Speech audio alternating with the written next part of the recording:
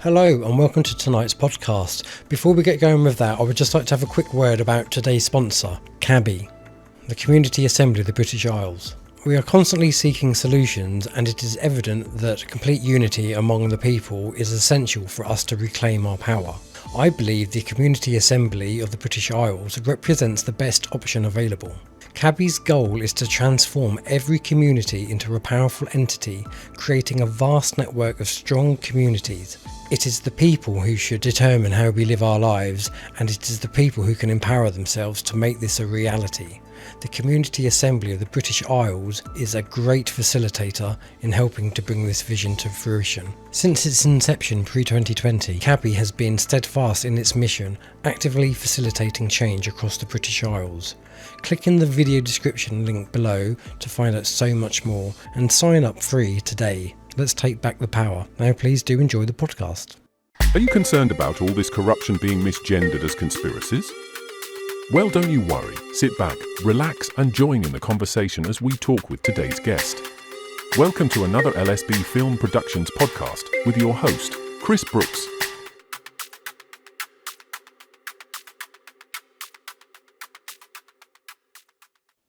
Hello and welcome to the channel. It's me, Chris Brooks, for another LSB Film podcast. Today my guest is Sandra Murphy, who has so much experience and so many honours and bachelors, and so she's a lady who knows what she's talking about. And essentially today we're just going to discuss what's going on with the farming industry with regards to the milk and this, I think it's a synthetic additive that they're putting in to the cows' diets to make them fart and burp less, which just sounds horrendous. And towards the end, we're going to be looking at different solutions and ways to combat this. So welcome to the show. Hello, Chris. Thank you so much for having me back on. My pleasure. And it's great to have the opportunity to get across my opinion. I mean, I have to say it's my opinion, and I just need to make sure that people realise that I have a lot of experience in animal nutrition and especially in equine nutrition, so I can possibly give quite an educated opinion out there. No, that's good. I'd like to hear what you have to say on this, because it just doesn't sit right with me, and I'm sure there's probably a few cows that would probably agree with what we're about to discuss. Absolutely. Can I just say that cows, they tend to burp more than fart. It's called eructation, and because all the activity goes on in the foregut, in the rumen, and that's where the gas comes. So it's more burping than farting. Okay. But at the end of the day, this is natural. It's all natural, and it's got a natural process. So yeah. No, that's it. So why? Because nobody, I think, watching this channel and listening to us really believes it's to do with climate change and greenhouse gases and absolutely. So what's the agenda, do you think? Well, what's really going on? Yeah, I mean, I don't know what the actual agenda is, obviously, but there is an agenda going on. And since the beginning of time, we've had animals on this planet, and they're in the natural cycle of everything. And can I just tell you and everybody that the biggest producer, well, okay, I'll ask you the question. What's the biggest producer of CO2 on this planet? Well, I know the answer to this from a previous conversation, so I'm going to say the ocean. Absolutely correct. Yeah, it's the oceans. The oceans of this planet produce more CO2 than anything else. I would say, I mean, I don't know the exact figures, but you're talking about, in the high 90% of the CO2 produced on this planet is produced by the oceans to feed the greenery of the planet. So we need to feed the greenery of the planet because there's quite a lot of greenery on this planet. Yeah, and definitely. It spreads a lot of area. And, the CO2 is a gas of life. It's not a bad gas. We actually, a lot of tomato farmers pump CO2 into their greenhouses to make the tomatoes better, because it feeds the plants. And without the plants being fed, they can't produce the oxygen we need to breathe. And that's it. That's the bottom line of it. So if you how can you get rid of the CO2 that's in the oceans? You can't. No, So it's it's a big impossible. farce. It's a big scam because we produce less than 0.1% or something of the CO2 of this planet is Yeah, produced by humans. yeah, that's it. I mean, the total combination is 0.04%, and we Yeah, make under just under half of that. yeah, But if it drops yeah, below 0.2, life dies. exactly. Yeah. Exactly. We need to have the CO2. Now, the thing is, methane has got a cycle in that CO2 production. Yeah. And there's quite a few podcasts, videos that have gone out to show the cycle of methane. And it is methane, it's neutral, but by the time it's recycled, it becomes a neutral, you know, so it's not something that we should be worried about in the slightest, because there's not that many cows. I mean, how many cows are there in the whole world? It's This is it. minuscule. So, but the thing is, they're trying to frighten people to make them think that we should be looking after our planet. In which case, we don't need cows burping and farting, because it's contributing towards the global warming effect of the planet, which is absolutely ludicrous. Meanwhile, in Ludicrous. China, Yeah. Meanwhile, yeah, yeah. probably your They, second biggest contributors to but that's what happens though, isn't it? We outsource, so we as a country look good. Oh look, we're really low on emissions, but we're not. We're just giving it to some other country to mm, produce. So like, I don't know how many coal what do they call them, coal power station Power things stations. that China are putting up on a daily basis. On a It's daily basis. They're, mm, they're opening up coal mines on a daily basis. And the thing is, we're having to shut ours down and huddle around a candle to keep warm. When we know we've got the resources, on this planet. We've got the resources for us. Yeah, but it's a different agenda. They want to keep the resources for them. And that's my opinion. no, I But agree. the fact is that we're messing now with natural ecosystems now, that people are now starting to realize it's been going on for a very long time. In the equine industry, it's been going on for a very long time. But I don't. The thought of eating horse is really, really, really, abhorrent to me personally. But they do eat horses in countries, but because horses in this country particularly aren't in the food chain, you know. That's why nobody really knows what's going on, because it's Mm. not in the food chain. If it was in the food chain, there would be an absolute, it would be, Outcry. it would be an outcry. Yeah, because you can't get away. I mean, How many horses do you know that have diabetes? I know How many? it's just something that people wouldn't recollect. You wouldn't, yeah, but you know what? There is an epidemic of diabetes in horses. It's called equine metabolic syndrome. And there's an absolute epidemic of it because they're being fed the wrong food, and they're expected to. They can't speak. They can't tell you that it hurts. You can't tell you that they're in pain or anything like that. And so they're getting away with doing that to make these horses chronically sick, so that they can, charge more for veterinary treatment, for pharmaceutical drugs. And it's apparent now that horses are getting sicker. They're not getting healthier.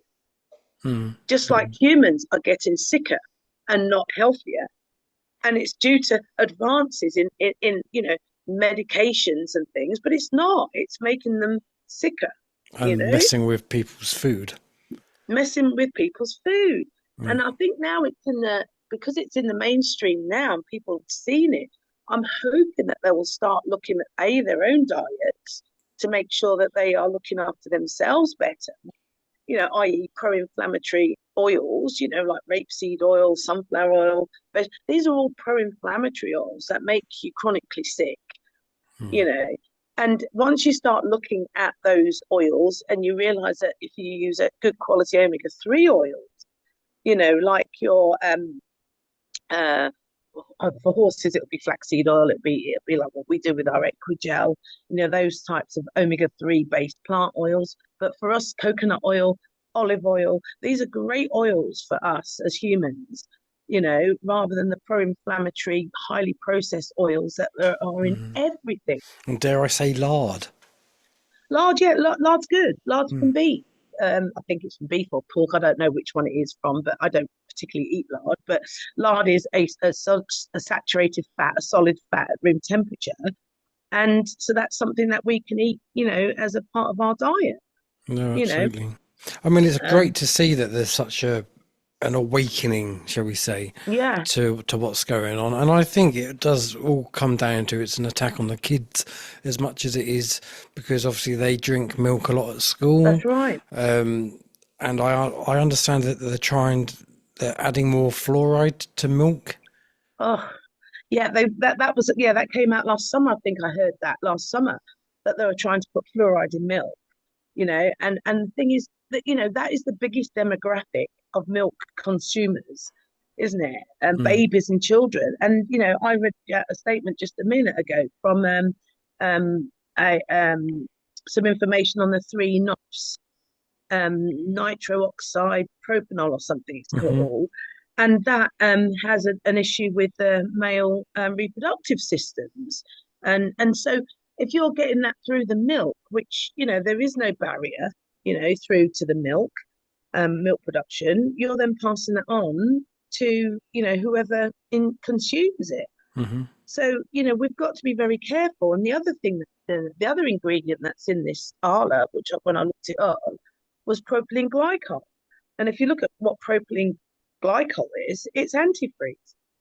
So we're putting these things into these animals, and it's cutting down, like reducing the amount of enzymes being produced to make the methane. But what does that do? What detrimental effect has that got on the animal system?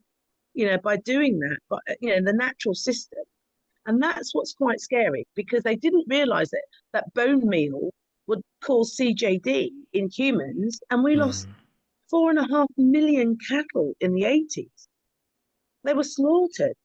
And it wasn't just the cattle that was decimated, it was the farmers and the farms as well. And these breeds that could have been around for centuries were just absolutely Wiped out. decimated, wiped Yeah. out. And that is because somebody thought that bone meal would be a good protein source to feed to cattle, to herbivores, obligate herbivores as well. They might swallow the odd fly, when they're eating their food, but they don't live on No. bugs.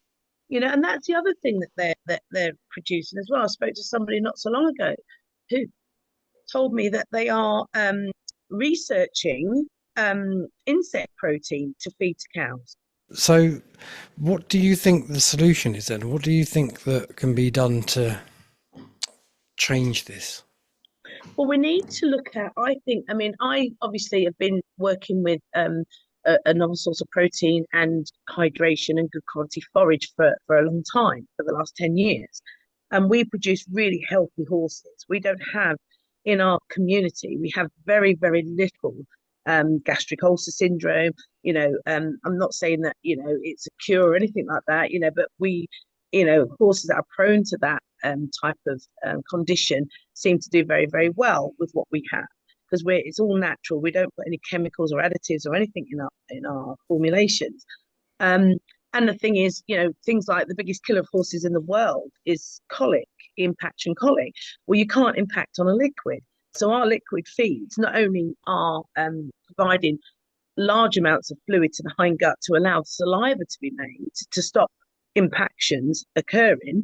The fact that it's good quality forage and we're feeding the cecum and giving it all the energy it needs.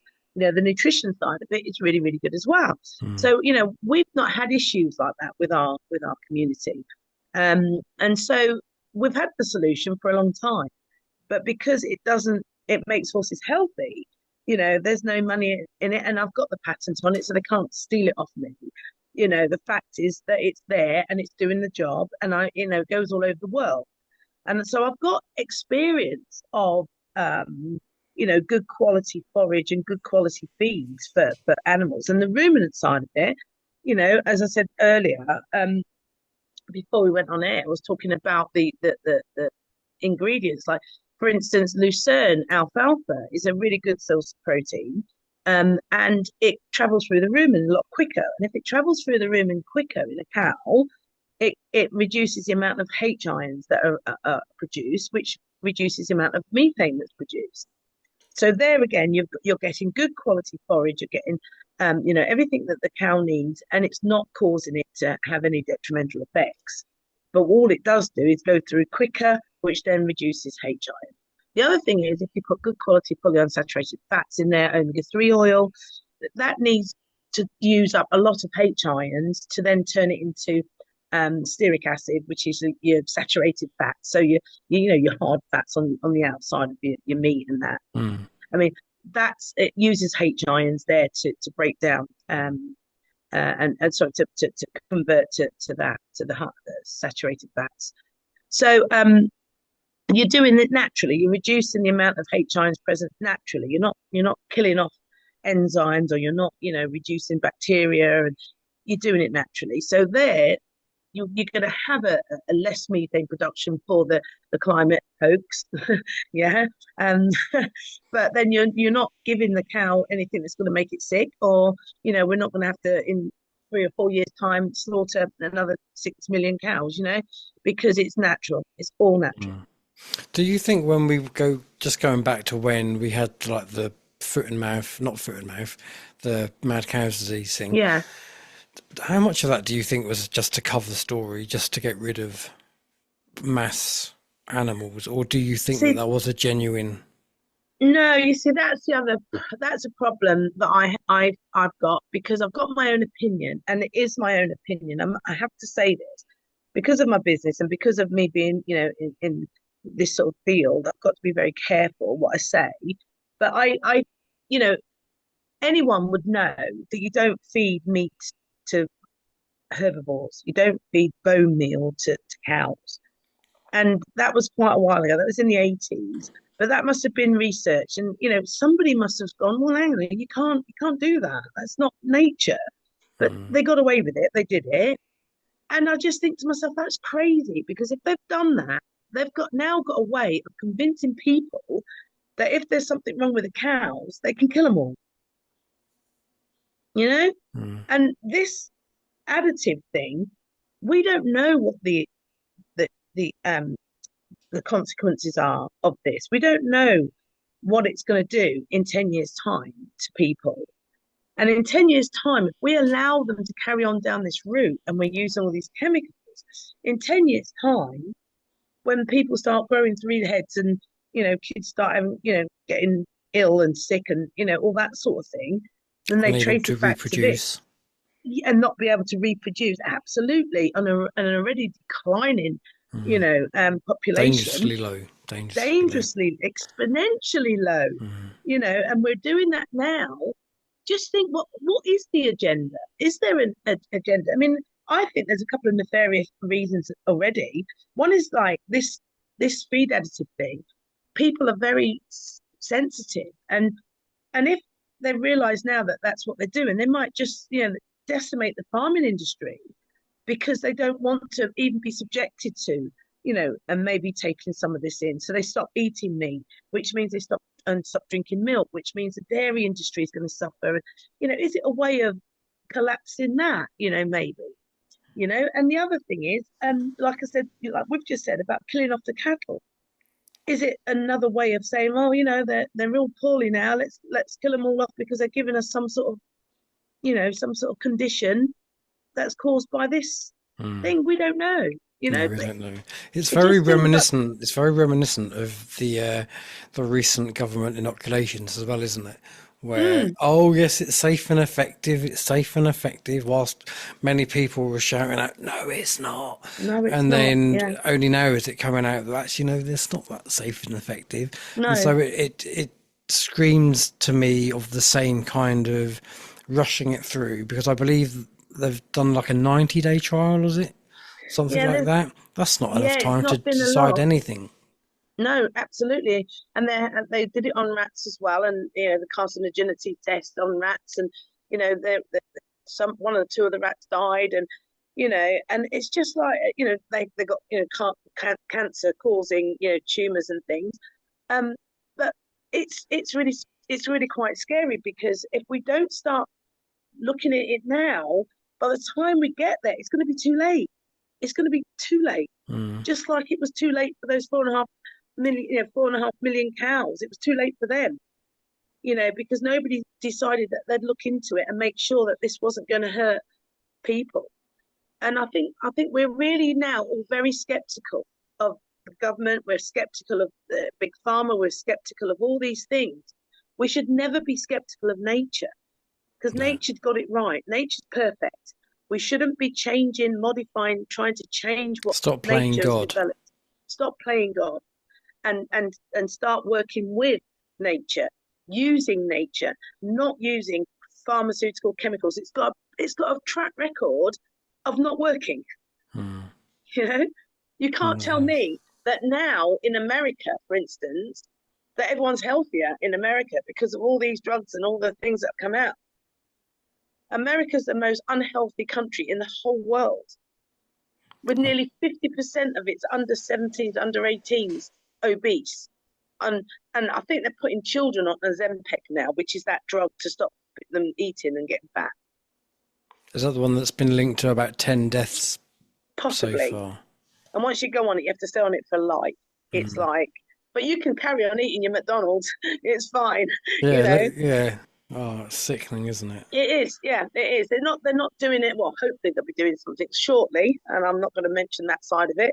But I think hopefully things are going to come to light now, and it's going to open a lot of people's eyes. And I think a lot of people are going to realise that they have to look at their own health, and they have to take the responsibility for their own health and also the health of their animals. Because I'm here to try and help, hopefully, speak for those animals that can't speak. But people have to sort of look after themselves and be responsible for themselves as well, and their animals. Dogs eat meat. Full stop. They eat raw meat. They're carnivores. Yeah, they don't eat kibble. They don't eat starch. They have no amylase in their mouth to break down starch. Yeah, so they eat meat. Cows eat grass. And the other thing people don't realise as well is that they need grass, because it's not the grass that feeds the cow. It's the bacteria that's in the rumen and in the gut that dies off. And when it dies, it produces volatile fatty acids and all the energy and everything that the cow needs. So we have to give the rumen, and in horses, the cecum, the right forage for it to proliferate really good bacteria in there to break down, to give the cow the meat and the milk it needs, or the horse the energy and everything it needs to do its work. So we're not actually feeding the animal itself. We are feeding the bacteria, and we have to make sure that bacteria is fed the right food, species specific, the right fluid, the right amount of hydration and everything in there to make sure that organ is doing the best job it can. No, absolutely. That sounds like a plan, Stan.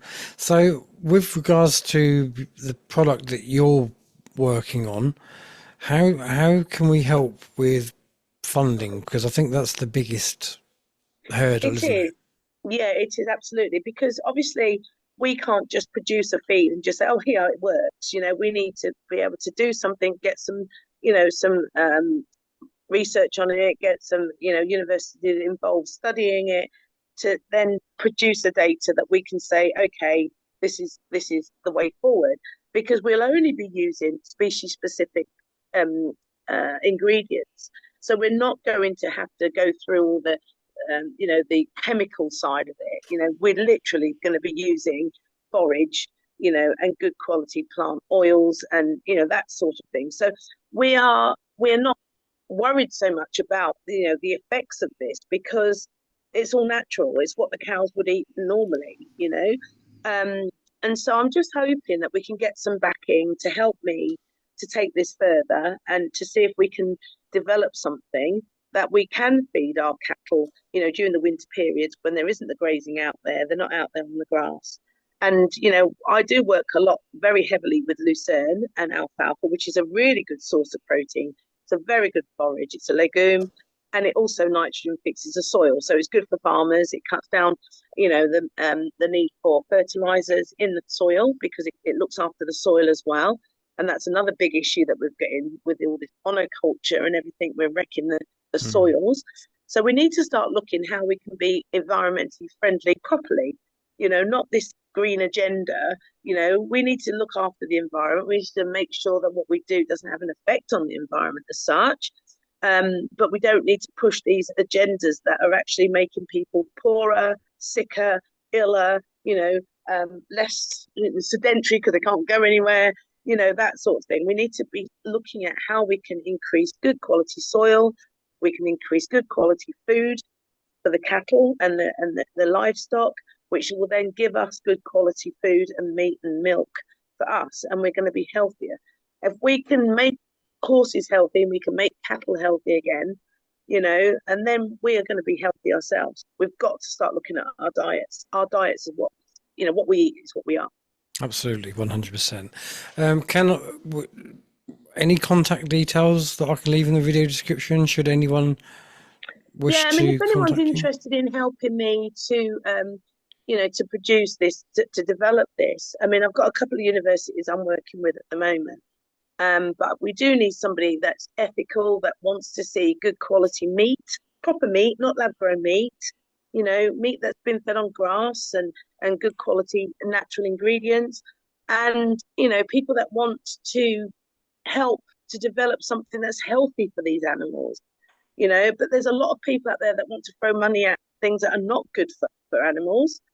But, the truth will out in the end. And, people like myself who are trying to work for these animals to keep them healthy, we need support. And that's it, really. So, you can contact me through my business if you want to, through equidiet.org.uk. Or you can go on Facebook and send me a message, through Equidiet. Or you can just go on to Google and check out, put in Equigel or whatever, hydration for horses or whatever, and you'll get me. So Okay. I'm just trying to do my best for the animals out there. And, if anybody wants to help me, I'd be really grateful, Chris. Yeah.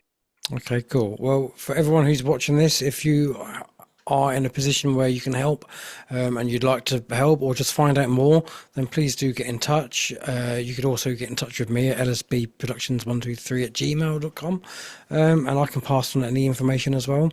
But for now, thank you very much. Look after yourselves and take care. Bye for now. Thank you. Bye-bye.